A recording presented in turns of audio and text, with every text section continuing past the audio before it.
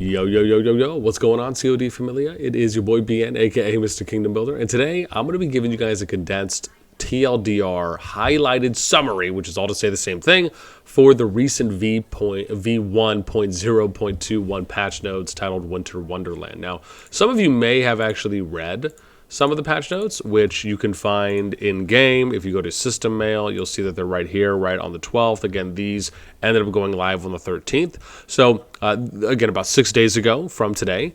However, there was some good traction last time we did one of these highlight condensed ones, and it basically just kind of goes over what I feel are like the most standout-ish things that provide either the most impact or just the most amount of information that we can get from them. And again, you guys can always go through here and read the full patch notes as well. With that in mind, let's go over a couple things. Starting off, Winter Wonderland for holiday events. One of the things they added here, amongst others, is a treasure hunt. I thought that stood out a little bit more than the others. But again, this is very standard kind of seasonal events that come out where they're just giving you a lot of things to do. Or I should say quite a few things to do, and some of those things are going to give you rewards. Then you have the New Year's event that's coming out. One of the things they added in there is the Veil Society quiz. Very similar to, I think it's the Scholar, and I'm sure I'm probably butchering that name or is probably totally off, but it's one of those quiz test events that you have in Rock as well, and this is just another opportunity to get more rewards, right? Can't be mad at it. And then we get to number 3, which is Smoother Route to Prosperity, right? So some of the standout lines in here, I thought, was one, you can now choose your War Pet skills for the ones that will be specifically replaced. And some people have been saying that this is actually working as intended. Now, I don't know how the initial placement is working when you're going off of that, right? Because from what we understand, you still have to kind of initially place randomly.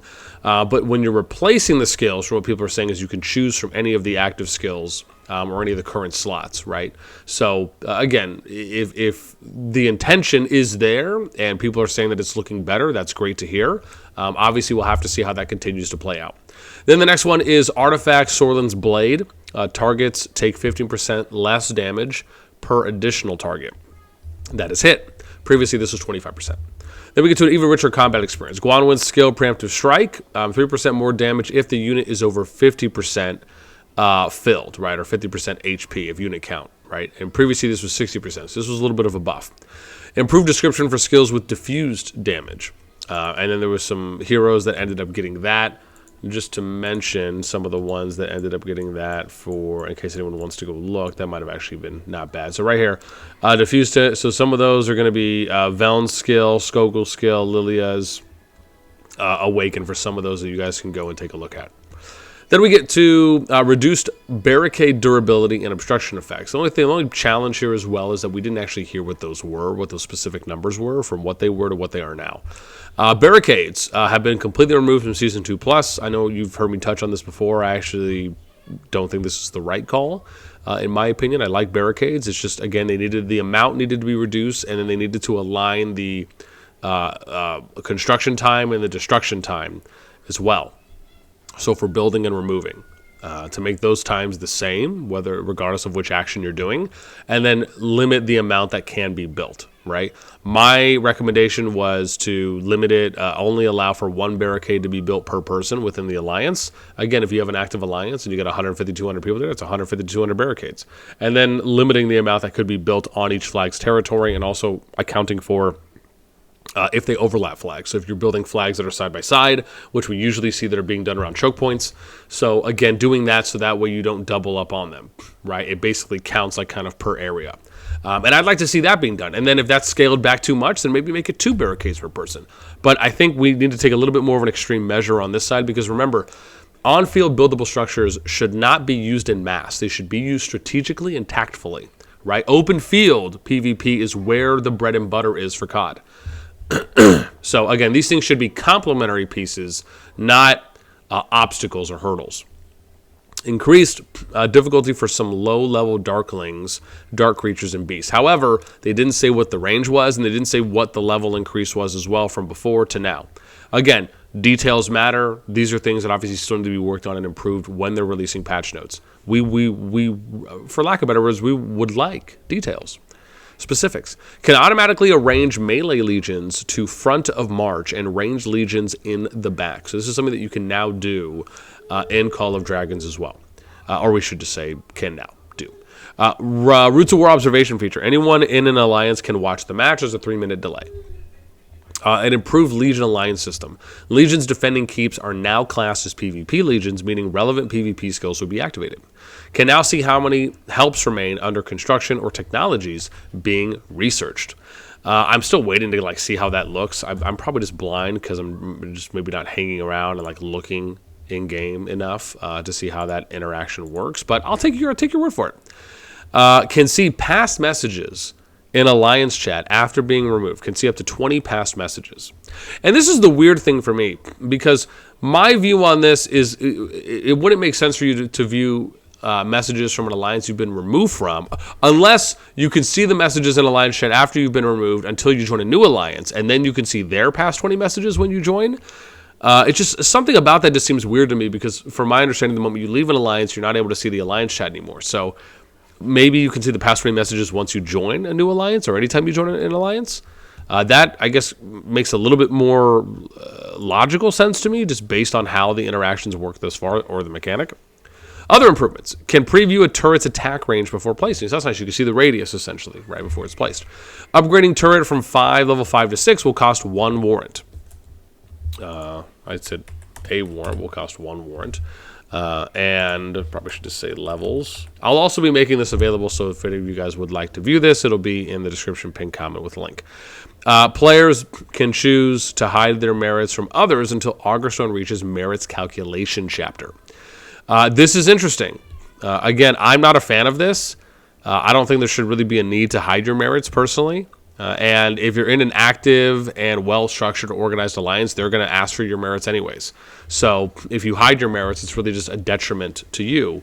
Because typically this is something that fighting alliances, maybe we should say that more specifically, fighting alliances are going to want to keep track of, right? They're going to want to see what that progression is day to day.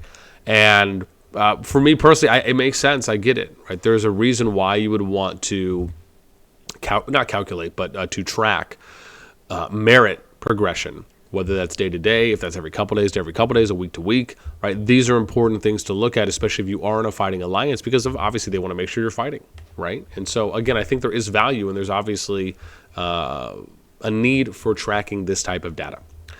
Can now view more messages on screen.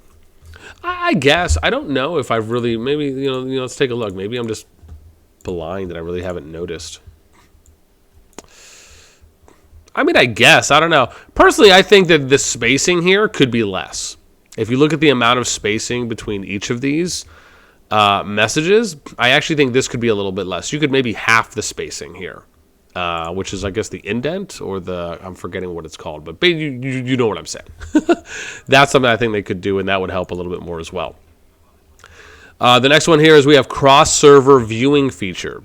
Can watch other kingdoms in any season without making a character there. We're going to come back to this because this is something I kind of want to end with. Added 7 new quick commands for behemoth raids for faster communication. Now, I don't know if I've seen any of these being used. I probably would have to watch someone screen share while they're doing it, or maybe viewing with a character in that kingdom to see. But I think this is a nice quality of life one. Got 8 hours of sleep, still yawning. Dual login allows you to be logged in with 2 different accounts using 2 PC client instances. I've actually been using this since they released it. This is a great addition. I absolutely love this. More resolution options in windowed mode, right? Or we should say for windowed mode. And maybe we'll do a little parentheses there.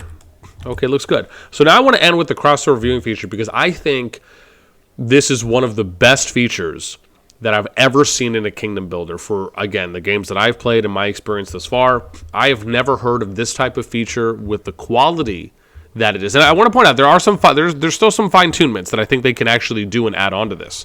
But I want to really hamper at how awesome of a feature this is.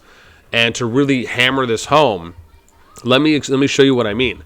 So if you zoom all the way out and you click here, it'll take you here, right? First of all, I like the interface. I like how simple the interface is to use. You have information buttons that are here. One of the things I wish they had was like an interface thing for an information on like what these mean, right? First off, on what these mean and how to navigate it. Of course, you can figure it out, right? This means that there's PvP going on, if you refresh this, it'll show you if they're doing a behemoth raid and how many people are there, the alliance, and then obviously the behemoth that they're attacking. This is pretty cool if you want to go and watch others, and you can easily tell that. However, and I want to point out, right, one of the things that I like about this is that for the most part, it's been pretty spot on, right? If I go, as an example, right, so you can see they're doing behemoth raids, right? So let's go and view, right? And let me just give you an example. We'll give you two examples. One of behemoth raiding, and then the other. And watch, and it'll even show you the marker, too, right? So if I go here, right, you can see, even if they haven't started it, they're like it's basically what the system is doing is it's recognizing anyone that has a lot of units around a behemoth, and is almost kind of giving this indication that, hey, they might do it. And the health bar, if you look at it, now I don't know how the refresh is on that. I think the refresh could be a little bit better. However, this is pretty accurate so far, right? If I go here, you can see PXFG will go to this group. And then you can see the icons, right? So I can click here if I want to go to that one. And look, this one, right, it says it's half health. Right, let's see, are they doing it? Is that accurate? That looks pretty accurate. So you can see here, SK1 is doing a Frost Giant. I can't see the health of the Frost Giant because I think I need to be actually in the kingdom to view it. But, or sorry, with an account, right? So I can't see the health bar. But you can see it's accurate, right? They're doing it right now. If I zoom out and I click on the battle, you can see PX and FG. Who knows if they're fighting or not, right? Maybe it's just a few units that are out. And this is the thing that I'm talking about. Sometimes the data is not always accurate or as far as that immediate interaction. Because you can see I'm looking around here, and I don't see any units on the field. But again, maybe they did fight. Maybe they just got done fighting, and that's why it's not showing up.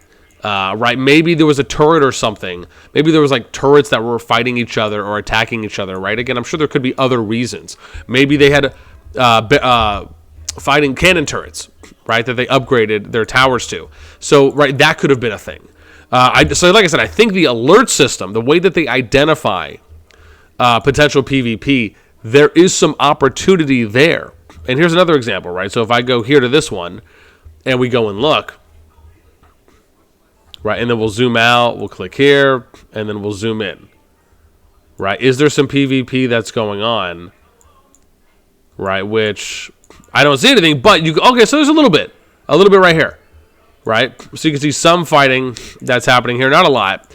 But the thing that I would like for the system is that, like, again, I think the system is fantastic. The way I would build upon the system is I would build something in where, first off, it could be a little bit more real time, and then two, if they can indicate if there's like an open field battle that's going on, right? If there's like 10 or more units or something like that would be cool. And then, maybe something for like if they're doing a pass, or like, are they doing a pass rally? Are cities burning, right? I think you can build on this a little bit more. But for me, the open field part, or are flags being attacked, right? I think they could add a couple other icons on the map, because again, I think that they have a great foundation here. And I'm not saying it needs to be overloaded with icons on the map, but I think a few more potentially, even if they just start with one by one and then fine tune the tracking system a little bit more, maybe even add a refresh button if there's an option there on the kingdoms. So it'll kind of give you the latest intel. But this is a great system. I really want to point that out. Because again, to my knowledge, Rock doesn't have this. I've never seen this in Infinity Kingdom. Yeah, I mean, it's just, again, man, even some of the newer games, right, that you see, like Era Conquest, some others, like, I don't know another kingdom builder that has, even like Art of Conquest back in its day, Game of War back in its day.